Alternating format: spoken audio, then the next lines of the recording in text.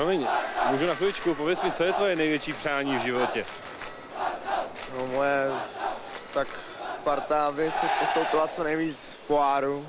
Trošku málo na život, ale ne. No, to je ten základ, no a pak nějaký úspěšný vystoupení, moje osobní, tak třeba vysoká škola. Jaký je tvoje největší životní přání?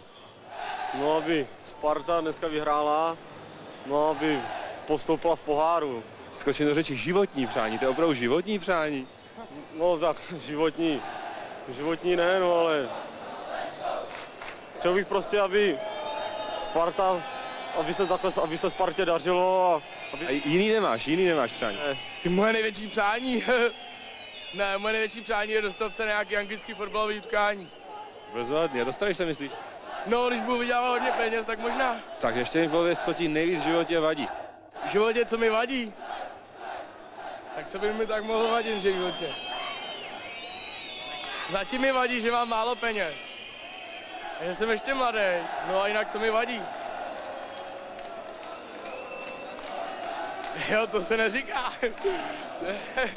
Já bych vám to řekl, oni mě potom zavřou, ne?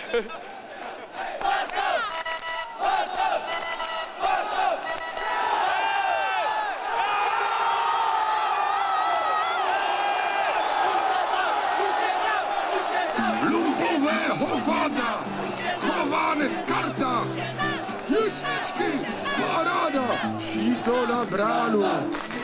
Víte, jak Pražáky, hámba Sparta, jaký saky paky voli, 7 banánů.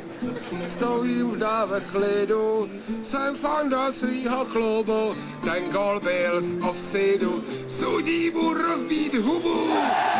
Ten autokar propíchnou pláště, dobrý den sportu zdar, fotbalu zvlášť. Aby Sparta vyhrála. Životní přání? No. Jediný? No. Žádný jiný nemáš? Ne. Moje, ať vyhraje Sparta. Životní přání, život na celý život. Na celý život, no, co by bylo hlobej. Na celý život Sparta, ne? Sparta jedině, nic jiného. Nic jiného si nepřeješ. Nic jiného. Dobrý. Správně. Titul a další titul. A proto bratři, ať je Sparta! Ať je Sparta! Ať je Sparta!